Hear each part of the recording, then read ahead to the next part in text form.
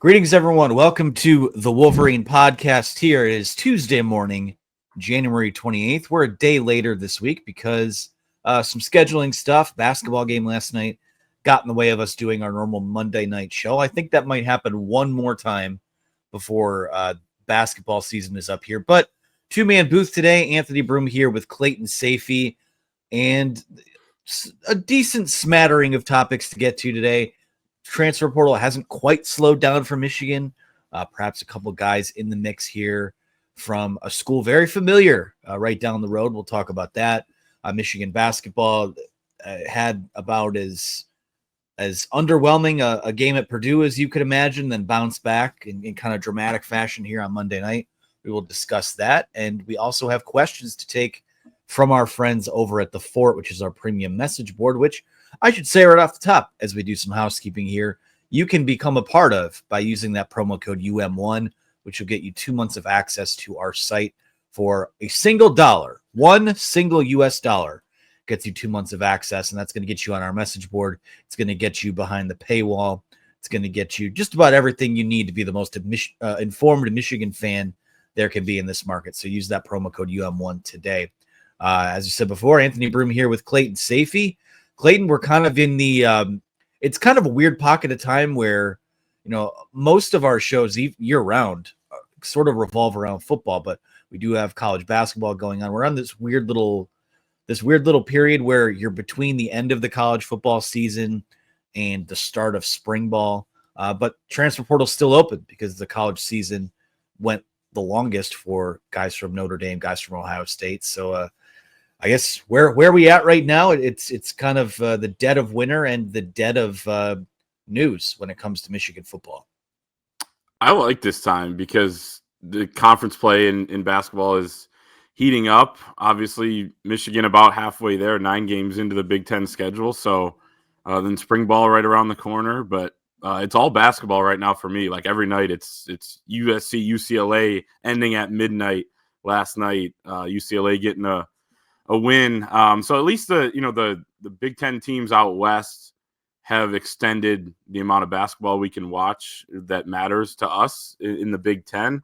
And it ends at midnight. You go right to bed. You get up the next day. You check what games are on. Tonight we got Minnesota, Michigan State. You got Michigan on Saturday at Rutgers. It's kind of that time of the year. You're right. It is a little weird with football kind of in college being done, and then NFL, there's only one game left. I guess if you count the Pro Bowl, whatever that is now. No, I do not count the Pro Bowl. It's a flag football game now, isn't it? Yeah, it's like a skills. It's like the Pro Bowl games. So maybe there's like 10 games left. Skills competition. Who knows? Yeah, there's one game left. We'll just because I don't do the spring football. I don't do the whatever AFL, XFL, whatever it's called now, USFL. We got one game left. You opt out of that? Do I opt out of it? Yeah. Opting out of it suggests that I was ever opted into it at some point. I just don't partake at all. So I don't know. Fair. Totally lost my train of thought here. Let's start with our friends over at Homefield Apparel before we get into, as I always say, the meat and potatoes of our show. Use that promo code Wolverine for 15% off your first order over at homefieldapparel.com. Scrolling through the page right now, I'm looking at vintage 1970s football tee, a 90s Block M inspired hoodie, then the 70s inspired joggers. There's everything here. You've got the quarter zips, you've got the t-shirts, you've got the hoodies. I have too much stuff in general, but much of my collection, I probably have 6 or 7 Homefield hoodies, and they are the most comfortable things I wear around the house, out in public, grocery shopping, going out, whatever it is. They've got something for all occasions there. It's, we love our friends down there in Indianapolis, the heart of Big Ten country. Their Michigan collection is, I think, I'm unbiased here, but also kind of biased. I think their Michigan collection is among the best, if not the best they have on the site. So use that promo code Wolverine to get 15% off your first order over at homefieldapparel.com. Well, we'll start with football, Clayton, because that's what keeps the lights on around here. We just talked about transfer portal. I mean, the class mostly set. I believe they have, 13 signees at this point. And possibly in play to add more. We have gotten word over the last week or so that, guys like Rocco Spindler, Pat Coogan out of the transfer portal at Notre Dame have Michigan interest. We know that we've talked about this, I feel like, several times at this point. So I don't know that we do, a half hour on the state of the Michigan offensive line or the state of the offense or what this portal class has looked like. But I think the consensus has kind of been you probably needed one more plug and play starter somewhere. And a lot of people have said tackle. I've been open to it just being anywhere as you try to find what your best 5 is for next season. No guarantee you get both of these guys. No guarantee you even get one of these guys. But your thoughts on Michigan jumping into the mix for Rocco Spindler, who's a guy that from Michigan, someone they were in on during the recruiting process, and the center as well. Yeah, there's mutual interest. I mean, starting with Spindler, seems like he might get on campus here maybe soon. He's seen Indiana is visiting Nebraska as well, so we'll see where it goes. I would imagine this late in the game, the value for these guys is pretty high. They enter the portal as guys who, this goes for both Spindler and Coogan, who we're probably not going to start next year at Notre Dame. They have started a lot of games in South Bend over the last couple of years, but didn't really win jobs without somebody else going down with an injury, that sort of thing. Now entering the portal as guys with a bunch of experience. They've played in big games. They've gone on a run. I mean, you start the national championship game. That's pretty good to put on your resume, especially for a team that was pretty physical like Notre Dame. So I'd imagine that they're going to command some pretty big offers here in the transfer portal. So we'll see if Spindler, if they can get him on campus, somebody who didn't win the starting job coming out of fall camp last year, replacement or guy who won the starting job, Billy Schrouth, gets injured in week 3. He comes in and didn't give the job back even when Schrouth got healthy. Not sure if he was 100% healthy or what, but they just kept it rolling with him. And then Coogan, kind of a similar deal at center. He's played guard in the past, but you're right. Like I was filling out, and it's up on the site over at thewolverine.com right now, our projected depth chart for the offense. The defense will come tomorrow on Wednesday, and it's not that easy to fill out the offensive line part. It's kind of a guessing game at this point. And as you write in the notes there underneath the section on the offensive line, this will not be the offensive line. It will change, whether it's position changes from tackle to guard, or it's a freshman coming in and winning a job, or it's, one of the incoming transfers, Lawrence Hattar from Ferris State, and Brady Norton from Cal Poly coming in and, proving themselves. I had a tough time putting them with the ones right now, just because I don't think they come here from a lower level and automatically, win a job. I mean, I think obviously it's a way too early depth chart, so nobody's won a job yet, but I think they got some work to do to be able to do that. So it's pretty open. I would think tackle is something you would want to look at maybe in the spring when there are more options. And then one of these two interior guys right now, if you could land them, I think would be big. My question is, can they go through spring practices, given that it's January 28th right now and classes started weeks ago? The ad drop date was last week at Michigan. So will it impact spring ball at all? Will they be able to get on campus, get acclimated? Those sorts of things are big questions for me. But regardless, I think even in the spring, if you could bring them in the spring, summer, those would be solid additions. These guys are not guys who are probably going to start at Notre Dame, like I said, next season, but they do have experience. They started big games there this past year and helped them, win a bunch of games. Yeah, and I'm looking at the depth chart that you put out, which, I mean, you do a great job. You just get to this offensive line, and you're right. You don't want to come right out and say, and I'm not saying that you said this or we're saying this, but more or less, we have no idea what that's going to look like. Especially you look at a guy, if you land a guy like Coogan from Notre Dame, I think he's played some guard too. So you'd immediately, a lot of people would say, oh, well, there's your starting center, there's your backups, whatever it is. But it would be another name to throw in the mix in the interior. And this is quite the little puzzle they have to work themselves through here, because the thing with these Notre Dame guys potentially being on the shelf until the summer or spring summer is I'm not as worried about that as you would about, a Brady Norton or a Lawrence Hittar. Although I think Norton is on campus, but Hittar, in particular, we've heard probably can't go through spring ball, things like that. I don't have an issue with that when you bring in guys that have played Power Four. I know Notre Dame's not in the conference, but they do play Power Four caliber of football. That's the type of program that they are. I think you are probably more likely to just gotta keep them in shape and throw them into the mix once fall camp rolls around. But they played January 20th too. That's true. There's not. They probably need to be put on the shelf a little bit, anyways, right? So, for me, I think that the transfer portal is for additions like this, guys that have starting experience, want to go to another school that has a need at the position that they play. Michigan clearly fits the bill there. I've said this. I think with what they have, they can kind of find a way to cobble it together at tackle. But to me, the most disappointing aspect of this year's team was the interior, was the drop off. And there was always going to be a drop off from Zach Sinner, Trevor Keegan, Drake Nugent.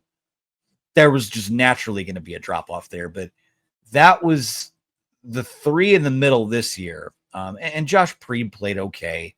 Crippen was okay at times. I was disappointed with Giovanni Elhadi.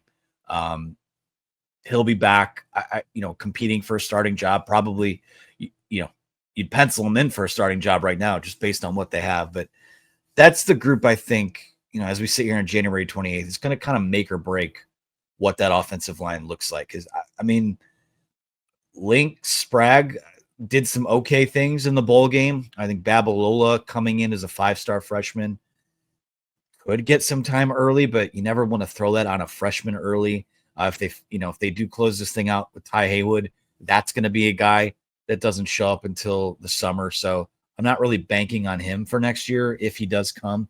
So yeah, it's just, at this point, I don't know that there's a ready-made solution, but you can add a few more variables that lift the level of competition, and hopefully you get someone that emerges as a bona fide winner of a job. Whereas last year it felt like at the tail end of fall camp, they were expanding some of those position battles to try and find someone. Yeah, and the depth right now, like you said, a lot of it would be relying on a freshman to at least be in the 2 deep. Andrew Babalola probably. I know Blake Frazier, who's entering his redshirt freshman season, dealt with an injury late in the year. Sprague got some experience. They talked really highly about him, but then, Evan Link, Brady Norton, they see him as a tackle who can play on the inside as well. But it's a little bit dicey. It's hard to fill out that 3 deep. A couple of years ago, I think I was in the 4s. We were projecting because you kind of knew where it stood from various ways. But right now, you did lose a lot of your depth. You lost your Raheem Andersons and your Dominic Jadis, transferring as well to Missouri. So you have less depth. You have less proven starters. So it is a little bit dicey. I will say this, like if you bring in Pat Coogan, who started at center, like we said, for Notre Dame's run to the national championship game, you're getting a guy who could potentially be the heartbeat of your offensive line. Now, he'd probably be at left guard or right guard because you have Crippen coming back at center. Typically a center is kind of that guy, but have you seen his pregame speeches to the offensive line room before they run out on the field? It's incredible. I have not. Oh my gosh. All right. We'll look them up after this. People do that. It's all over Twitter, probably on YouTube as well. He talks about like 4 quarters of FU football, and they actually break before they run out, it's the F word on 3, 1, 2, 3, F. Like he's crazy. He's a madman. He's a maniac. He's exactly what you want your offensive lineman to look like, especially the guy who could be leading the room. Of course, he'll be a newcomer to the room if Michigan does end up going this direction and Coogan wants to come here. But you can be a leader in that position. I think Drake Nugent did it. I think Oluwatimi did it to an even larger extent a couple seasons ago, 3 years ago now, where he was an alternate captain by the time the season rolled along after going through spring ball and really finding his voice. So Pat Coogan, I don't know if he has a voice left after all the screaming he did down the stretch there, but if he does, I think he'll be a valuable one if he does end up at Michigan. I love that. I think that's maybe the biggest thing they were missing on the offensive line was just trying to keep it PG here, but just a bastard, like a guy that just gets after it, right? And hearing that is kind of exciting. We'll see if Michigan finds a way to land him, because I think they were missing a guy like that. I didn't have this in the outline, but since we brought it up, since you did a great job with it, do you want to just run through this depth chart that you put out on offense while we're here? What's most interesting? We want to leave a little bit of it, behind the paywall. Yeah, I mean, I don't want to tease all of it. Let's go with let's park on another favorite topic of our listeners, the wide receiver situation. Top 3 wide receivers you got Donovan McCulley at one spot, you got Frederick Moore at the other, and you've got Samaj Morgan in the slot. Any room for anyone else on this list? It's 9 deep at the moment based on what you put out, but is this a position battle for any of these guys, or is this the group at the moment?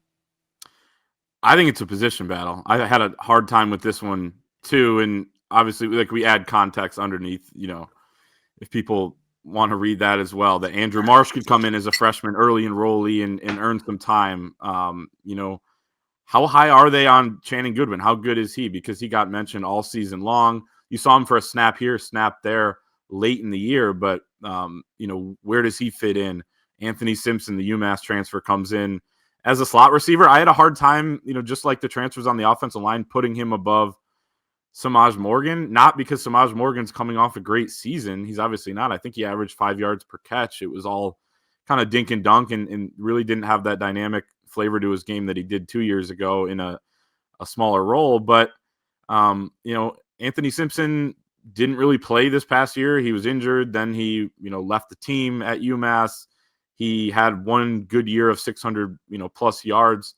So I just didn't feel like he was proven enough to come in and do that. But I mean, the Fred Moore spot is up for grabs too. I mean, Peyton O'Leary played more than him this past season. Kendrick Bell, I believe, was right in line with him. Might have played a little bit more. I don't have the snap counts in front of me. That one was a little bit more projection, and maybe I'm basing too much off of the performance in the ReliaQuest Bowl. But does Amorian Walker finally make a move as a redshirt junior? There's a lot of. I mean, it's another one of those ones. It's why it's literally listed as way too early. I mean, feel free to also disagree with some of it, because it was kind of a jumbled mess at a couple of these positions. No, I think when you lay it out like that, I think that is the 3 at the moment. I think if anyone of this group that's on the screen right now, and mind you, if you're watching, like, none of the freshmen are included in this at the moment, I think there might be some room for Kendrick Bell to maybe compete with either Fred Moore or, hell, even Donovan McCulley.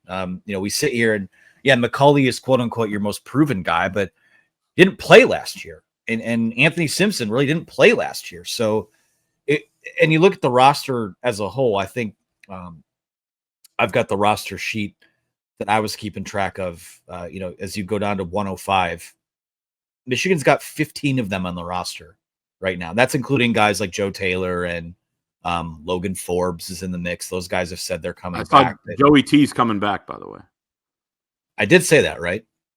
Yes. He's on my list here. Yep. I saw there was something out there on that. Yeah, I mean, you've got 15 guys, and I mean, I'm still wondering if they say there's going to be maybe another guy or two they bring in the spring. There's going to be movement out somewhere. I don't know what that looks like yet, but it's what they say: if you have 15 wide receivers, you have none of them. The old adage is, apparently. No, I just made that up right now, but it'll be interesting. It's you try to fill out these depth charts. Quarterback, right? Like, we know what that battle is going to look like. Running back, it's pretty obvious the dynamic that they're looking to strike there. Those other 2 spots, incredibly difficult to map out and project at the moment. And, some people will say we're dancing around it. I won't dance around it. It's not good enough at the moment. If you're going to get to where you want to be, get back to where you want to be, you got to find a way to get some more production and develop some more guys at those 2 spots. So any other thoughts on offense? Anything you wanted to share, divulge, or tell us how the sausage was made in terms of putting that depth chart out. I encourage everyone to go check it out. Another one of the benefits of the promo code UM1 is getting in on stuff like this that Clayton put out. Yeah, it was difficult. And there were also some tough calls at the positions where maybe where who the top two are going to be or likely going to be, like quarterback. There's an or between Mikey Keene and Bryce Underwood. There's an or between Jordan Marshall and Justice Haynes. It's just too close to call. And again, way too early. But those are, especially at running back, like either way it goes, that the other guy is going to play. And I think both players are very good. And then you have kind of a third in Benjamin Hall. Then I feel like there's a drop off. Maybe there's room for Micah Capana to have a role as kind of a gadget player. We saw that on like one snap against Northwestern, and he looked pretty quick and pretty good out there. So I think that you have a clearer top of the depth chart at some spots, but you still don't know who the main guy is going to be. So there's a lot for this offense to figure out. Whether it's installing a completely new system or bringing in these transfers, trying to figure out who can step up and become a starter and replace some of the production that you did lose, even though it was a poor offense last year. I mean, they did lose some top tier players, so they got to replace those guys. And then it's figuring out, like you said, I mean, there'll probably be some movement out, but who are your receivers that are in the rotation? Because there are a million of them on the roster right now. And who the breakout players are going to be. So there's a lot to watch offensively this offseason for sure. I think spring ball is going to be exciting in that aspect. Won't believe everything I hear, but the spring game should tell us a decent amount. And at the very least, as long as everyone's healthy, I think a lot of people are going to come out and see Bryce Underwood's spin it a little bit. So that should be fun. There's going to be a lot of people that don't believe what they hear or believe what they see until, August 30th or probably September 6th. I think this is the date when you go down to Oklahoma. So we'll do our best to share what is being shared. But as we saw last off season, it doesn't always match with what the reality is. Let's move into real quick. Oh, good. And then there are years like you go into 2021 and no one believed anything. I remember writing articles that spring about what that team was going to be like and how they talked about the culture change and this and that. There's a new juice in the building, and everyone was ripping apart every single article saying, I'm not going to believe any of this. And then it actually was true. And they go out and stun everybody and go, first team ever to go unranked and make the college football playoffs. So, they're like, I'm not going to believe all of it either, as I just said, but at the same time, things happen in 8-9 months. You can make up a lot of ground. You can put a lot of work in. I think that's what they'll look to do here. And it can turn out better than expected. Not everything turns out worse than what they're saying. It actually sometimes can be better, and give yourself a chance with that work that you put in, and we'll see what they do. But it's going to be exciting to follow, I think. And sometimes they split the difference, and it's just okay. And that's fine too. Jim Harbaugh said at that Big Ten Media Day they were going to beat Ohio State, Michigan State, or die trying, and got laughed at. And then you saw what happened from there. So everything taken with a grain of salt. Use those smart brains of yours to discern and form your own opinions. And all we'll do is continue to share what's being said from the hallowed halls of Schembechler Hall. Let's move into basketball here. Interesting last 4 or 5 days. You go down to Purdue and probably get the belt taken to you about as badly as you could have by a Purdue team coming off a loss. They lose 91-64. Just one of those. I don't know how to describe that one other than there is nothing to glean from this. They're better than that. There's no lessons to learn from it. You just got outplayed, out-hustled, outmanned, out-coached. That was a program loss. Everyone's going to have to wear that one. And they did. They came out of it. They know they had to be a little more physical, knew they had to be a little tougher, had to be a little more imposing, setting a tone on their own. They come out Monday night in, I don't want to say the card was stacked against them, but you find out pregame that Vlad Golden is sick and might be limited. Danny Wolf deals with some foul trouble during the game. Will Cheddar, I don't think, had his best night, when you needed him to kind of step up with those first two things taking place. And a couple minutes left in this game. I think there was 3:03 left. I believe it was the final media timeout. They were down 3 or maybe down 5, and then Michigan rattles off a 7-0 run or 9-0 run. The last 7 of which came from Trey Donaldson, who finished the game with 21 points, 7 assists, 4 steals, and no turnovers, which is the key stat when you're the guy operating the offense. And you just find a way to get it done. And that was a long-winded way of saying I think that was a game where we say this all the time, or you say this all the time, and I've sort of adopted it. Win by 1 or more, get out of there, get yourself a couple days off here, and get yourself ready to play a game at Rutgers on Saturday. But Michigan is now sitting at 15-5, 7-2 in conference play. That game Monday night, I'll stop short of calling it a season saver. I don't know that the season was going down the tubes or in danger of spiraling out of control, but it is a boost, and it is a way to just kind of get some momentum after the back half of January had a couple setbacks there, and they haven't looked like themselves of late. I think maybe the takeaway from the last few weeks is that perhaps they're not as good as we thought they were, but we know that they're much better than they have been. And Dusty May said, that we probably weren't as good as people thought we were when we were 5-0 in the Big Ten. And we've kind of gone through this on the show last week. Some of the teams they beat. UCLA was in a bad spot at the time. They're playing much better now. USC is also actually playing better. But, you were playing some of the newer Big Ten teams. They didn't face that level of physicality, the level of trying to muck the game up and be, anyone who cuts, they're getting either grabbed or shoved, and, they're making catches difficult on the perimeter, just kind of disrupting what you're trying to do. So now Michigan's in a mode of trying to adjust to that and, then, eventually get to that level that the other teams are doing it. And they're actually adopting some of it defensively. As Dusty May said, they're starting to do some of the things that have frustrated them offensively to other teams. But no, you're right. I mean, look, when they bring the ball up with just under 2 minutes to go and no one knew what to do, and about 10 seconds had gone off the shot clock, and Dusty May just called timeout. Like, okay, we cannot waste this possession. It's probably the biggest possession of the game to that point. He calls timeout. They come out of it. They get Donaldson off a screen from Wolf, backdoor cut to Roddy Gale, dunk. It's 3-point game at that point. They force a turnover. Then I believe Donaldson had his pull-up jumper after that. They force a missed 3. Then you have the Donaldson step-back 3. And, Will Cheddar, great job getting the offensive rebound. And then Donaldson skies for a rebound, gets it, and knocks down 2 clutch free throws on a night that Michigan was not making free throws. That's what Michigan needed out of its lead guard.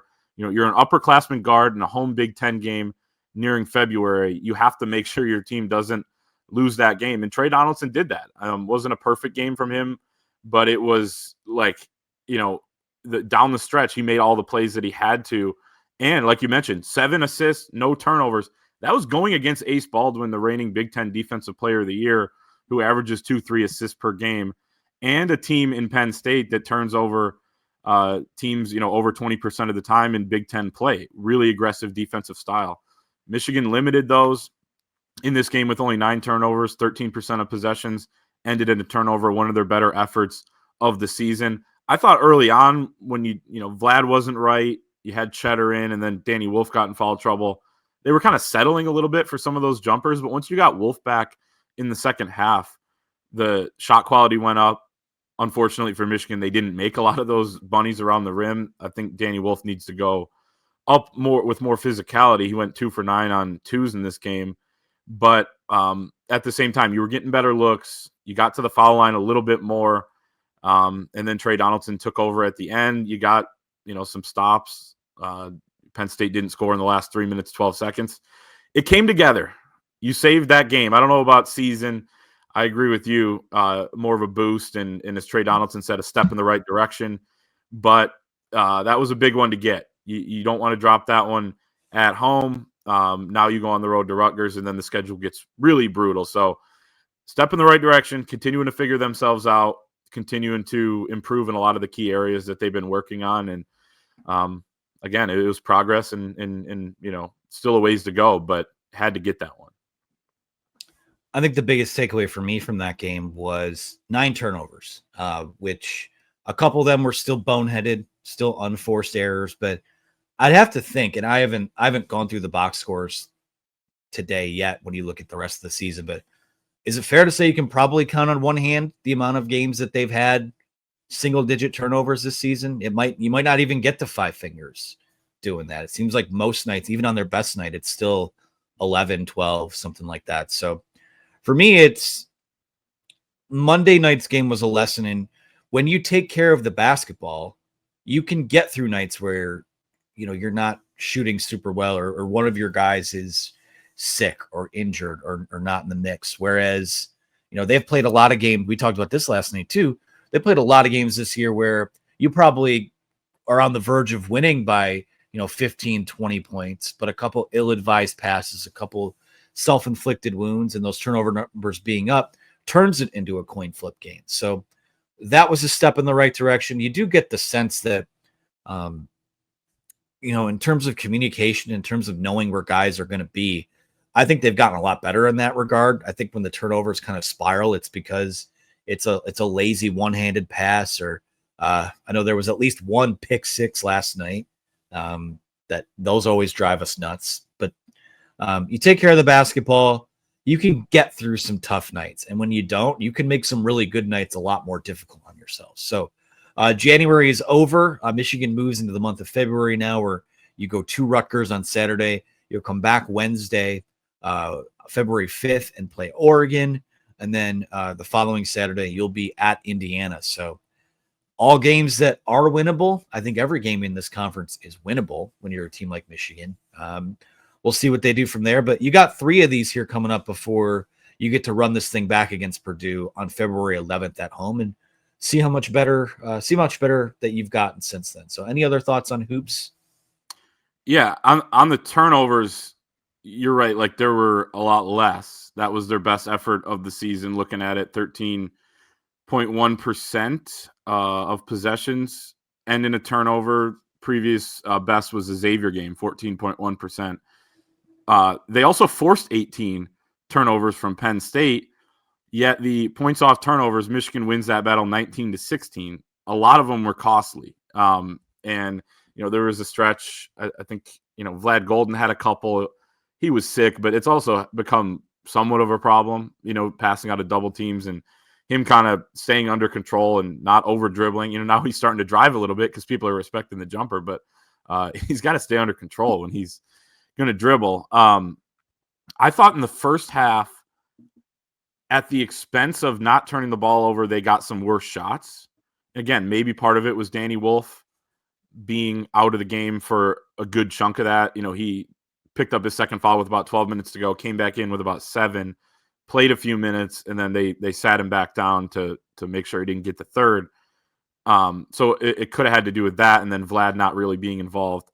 But it did feel like they were making a conscious effort of not turning it over, didn't love the shot quality, but then in the second half opened up a little bit more.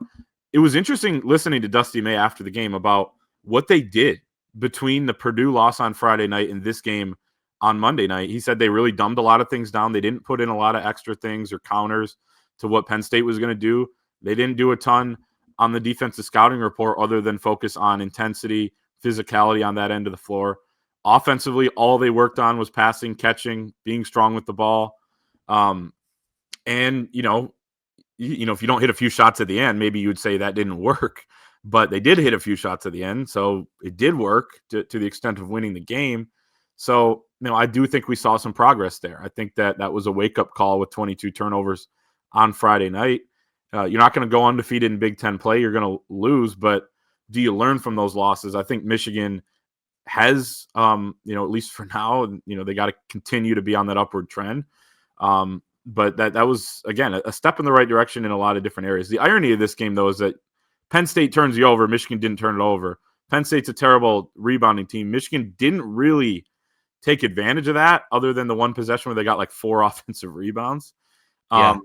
And then, Penn State hit a bunch of threes, 9 of them that were really key. Michigan kind of overhelping at times, and Dusty May said that was kind of part of the game plan. And they're not a 3-point shooting team, so everything kind of went the way you didn't think it was going to go. Yet Michigan came out on top, and like to your point, right? They were able to win on the margins in this game, and behind Trey Donaldson stepping up at the end. So that's progress too, I think. I need more of that from Trey Donaldson. He's got to be like that every night. Yeah, maybe not even just the 21 points, but Sure. The 6-7 assists. Can I get 12 to 14 out of you? Can you protect the basketball? I didn't realize. Maybe this is on me. I didn't realize that he was dealing with an ankle injury and that he almost didn't play those games in LA. So that's something that is a consideration. But again, I think the best version of this team, even on the nights when Vlad is going and Wolf are going, and when they're both going together, I mean, that's incredibly hard to stop. The best version of this team features an aggressive and a smart Trey Donaldson. And that player is there. You see it on nights like that. It's finding a way to bottle that and consistently get that out of him is, I think the difference between them being a team that, maybe bows out in the round of 32 or a team that plays itself into the second weekend. We'll see what happens there. But like where they're at, like that, again, not a season-saving win, but I think stop the bleeding, so to speak. And you've got a somewhat manageable stretch here, but it does not get any easier. In fact, it's like a dimmer switch where the further we get into this season, it just seems like the more difficult those tests get. So we'll see what they look like by the time Saturday rolls around. We'll close this episode out with a couple questions from our pals over at the Fort, which is, of course, the Wolverine.com's premium message board. We have a couple in the queue here. Let's start with this one from, we got to start with Sasquatch 616. He says, who are the top 5 most ignored posters in the Fort? Clayton Safety teased us with it, but I don't think he's going to divulge. A DM directly to me would suffice. I promise I won't tell anybody else. So I guess I've already done away with the discretion of that conversation. But since it was addressed to you, I mean, do you have anything to speak on that? Well, and people who aren't on our message board at the Wolverine.com will not understand this. So just get over there. Use the promo code UM1, all that. But there was a discussion earlier about like post to like ratio, and I guess 4 likes per 1 post is like a good ratio according to one poster. So then people were wondering, well, who's got the worst ratio? And I said, well, there's even a more exclusive list. It's the most ignored list. You can put people on ignore. You don't see their posts anymore. I mean, we have access to that. It's fascinating to see. Sasquatch, I'm not going to tell you who it is, but whoever you think is on that list is probably on that list. I have nothing to add. That's how the sausage is made behind the scenes. Blue Thunder 24 says, could the BCS process work better now that the CFP has been expanded? Maybe the CFP selection committee could replace the Harris poll component. I don't really have a problem with who they put in to the college football playoff, how they ranked the teams. I don't really have an issue with. To me, the biggest thing is still the format. It just seems like we should be ranking and seeding the 12 best teams, not, oh, well, this team is the 4 seed because it won this conference and it's the highest rated team of X. To me, that feels like overcomplicating it. But any thoughts on the BCS format coming to the CFP if it did? Bring the computers back. I mean, they're taking over everything else, right? AI, this and that. So maybe people are asking for that. I don't know. I mean, I think it could be just as accurate potentially. I just think that everyone's in a tough spot right now because of how big the conferences have gotten, how unbalanced the schedules are, how, as you said, I don't like the format either where you get the top 4. You give the top 4 seeds to conference champions because those conference champions might not be the best team in their conferences. And do we really need, the 3 and 4 seeds to go to Arizona State and Boise State, who clearly were not, top 5 teams, maybe even top 10 teams. They were probably closer to the bottom of the top 12 there. ASU not in the same boat as Boise, but the point stands, So I agree. The format's a bigger issue. Maybe you bring computers into it. I doubt they will, because the CFP wants as much control on their own tournament as they can get. But I just think it's tough for anyone right now with how these schedules are and how nobody plays the same teams. And we can argue about, Lane Kiffin can argue about how tough it is week in, week out in the SEC. And then, it's small sample size, but the Big Ten goes out and kind of dominates bowl season. The SEC has a bad showing in bowl season. And then that date is out there now. Does that translate to next year? Could be completely different. So much movement in college football. There's so many factors right now. So I don't know that the computers would fix it would be my short answer, I guess. But at the same time, I don't know. I don't think it's a perfect system. So if they want to go back to that, then sure, I guess. Just rank and see the best teams. That's what college basketball does. I mean, I feel like we've seen 1 seeds from the same conference before in college hoops. Like I'm not making that up, right? Oh yeah. So that's just put the best teams in, rank them based on their resume. Everyone's playing 13 to 14 games now. You've got a billion analytics, you've got a billion models and strength of schedule metrics and all these things. We have enough data to know who those best teams are. And the most important data point, again, is looking at you, SEC, is winning the games. Like, you don't get, just because your conference is the toughest and you won 9 games and are on the bubble, that doesn't give you a leg up on everyone else. Like, you got to win the games too. So I don't have a problem with how they formatted it. But hey, I think data-driven decisions are better than people in suits putting things together. So I guess I wouldn't hate it. I will go to this next one here from Blue is Gold, who says, I'm not quite sure I want to know the answer, but thinking of the amount of money spent this last season for Ohio State football players, are there estimates regarding the amount of the Wolverine program is spending for the 2025 season? And to that, I will say that information does not seem like it's currently available. And revenue sharing's coming July 1st, as long as things get approved in the April hearing with the Grant House versus NCAA case. So it's going to change for everybody. As far as the NIL collectives, what we have heard is that all these schools are front loading the payments to those players before July 1, because after July 1, you may not be able to pay out with collectives. So, that doesn't quite answer the question, because there are still going to be those payments made.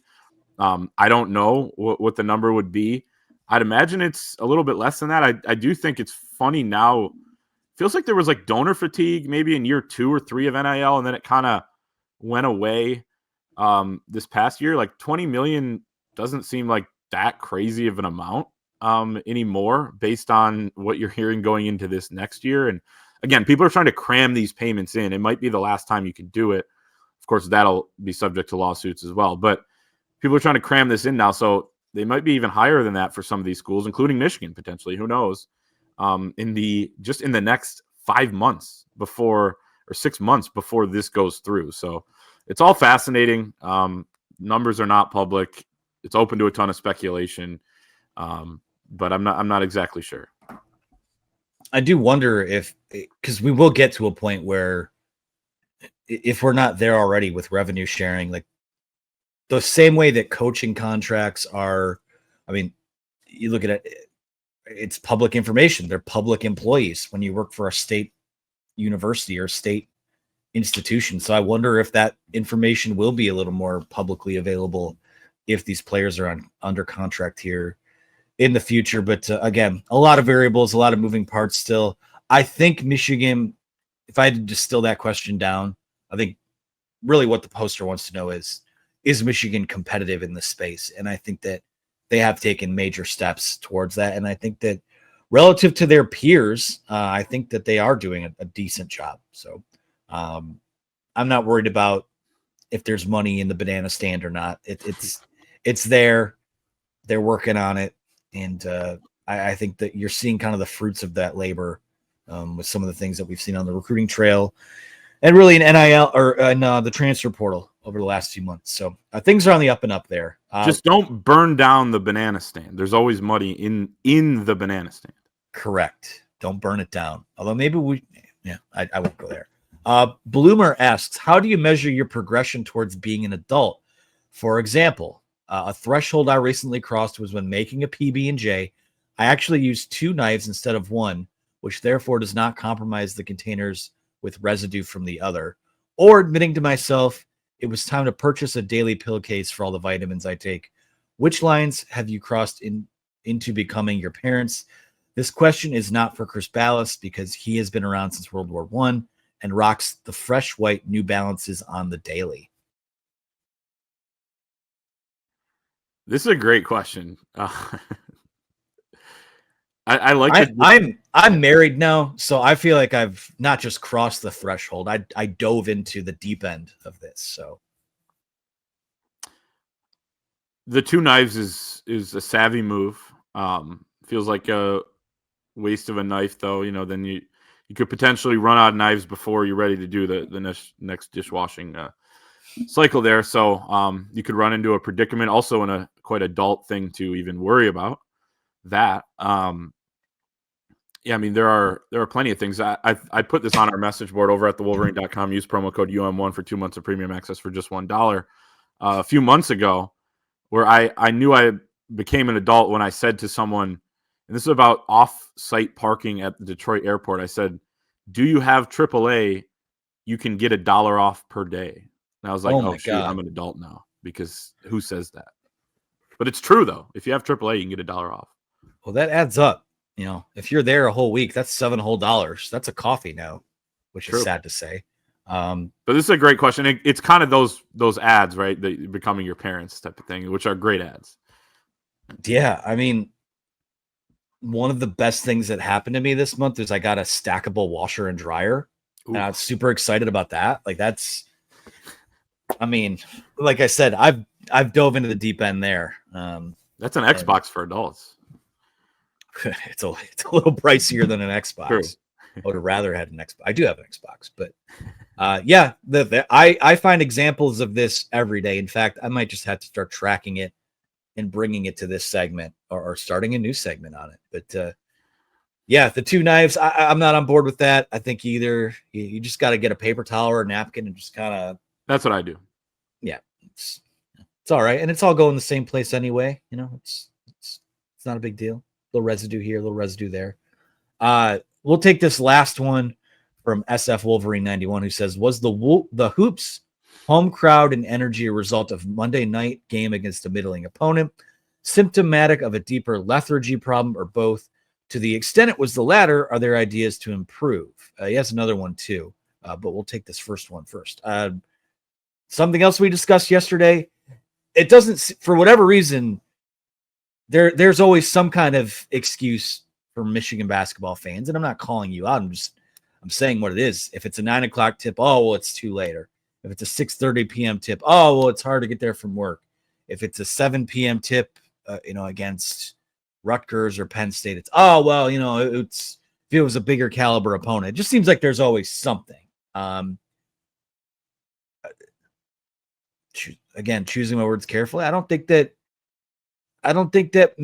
Michigan fans burn for basketball the way that other schools do. And that's fine. Like, you can't be all in on everything. But I have been a little disappointed with some of the – now, it's cool. It's great to see the building full again. But to have to be ordered to stand up and to cheer and to need, your team to go on a big run before you do go crazy and make some noise, that's a little disappointing. I've come to know Chrysler to be better than that over the years.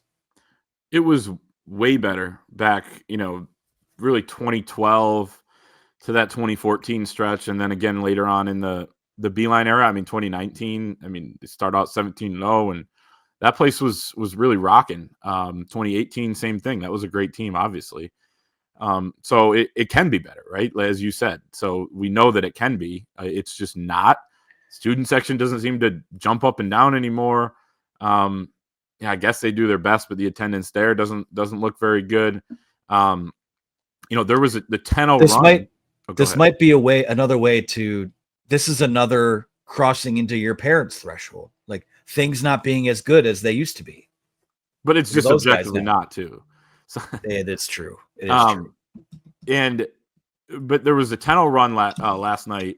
In the second half, you're in a Big Ten home game, coming off a loss, 10-0 run. The players, including Trey Donaldson, are actively pumping up the crowd, and most of them don't get on their feet. Like, if you're not going to get on your feet on a 10-0 run in the second half of a Big Ten game, then I don't know when you would. Of course, it did get really, really loud later in the game. The last couple minutes were really good. I just feel like it needs to be better consistently.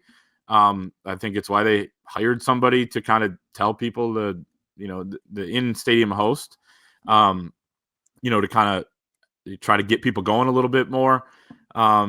It seems like it's been kind of an issue. And as Dusty May said last night, the only thing they can control is to coach better, play better, and then hopefully the noise will come as it did at the end of the game last night. But yeah, I think it's just a lot of people that are there. They just they enjoy it, going, watching the game, and just kind of spectating, but they're not as active of participants as maybe elsewhere in the country. And I won't go as far to say what you did about they don't burn for basketball. I think it's more so the people that are kind of there in the lower bowl as opposed to the fan base at large. I think it's a very passionate fan base as a whole. A lot of them probably can't get to the games, but the people that are there seem to just enjoy spectating, which I guess is fine if you're buying the tickets. But I think I should rephrase that because be louder. I should rephrase that because the people that do come, that is, those are the diehard fans. Those are the people that will spend their money to go there and find ways to get there. All I can really say is that relative to other road venues, it's not a very intimidating place to play, and it has been in the past. So I don't know, just maybe raise it by a few decibels. We're not asking for much. We'll see what happens from there. But those big weekend games are good every year. Michigan State, it'll be really good for Purdue. I don't know exactly. I can't remember what day of the week that game is, but those games are always as good Purdue's as on a Tuesday. Yeah. Okay. Michigan State's on a Friday. Yep. Illinois is on a Sunday, which let's see what time that's at. A Sunday at 3:45. I kind of like that. I expect that to be one of the best crowds of the year. That place is going to be going. Yeah. Yeah. So I'm not taking shots at anyone or the fan base. Chrysler is one of my favorite places to be on the planet, which is why I need it to be louder. I need to feel what I felt, 4 or 5 years ago, really pre-COVID, in that building, which, hey, you keep playing winning basketball and that will happen. It'll take care of itself. But that'll do it for us today. Appreciate you guys coming out. Thanks for being patient with us this week as we push off to Tuesday morning due to our schedules on Monday. We'll be back Thursday chatting. Who knows? Things could change very quickly around here. Always stuff to get to. Probably talk more basketball. We'll see how things develop here in the transfer portal. Remember to use that promo code UM1 for 2 months of access to the Wolverine.com for $1 for Clayton Safey. For our producer Megan behind the scenes, I'm Anthony Broom. Thank you for watching, and we'll talk to you again in a few days.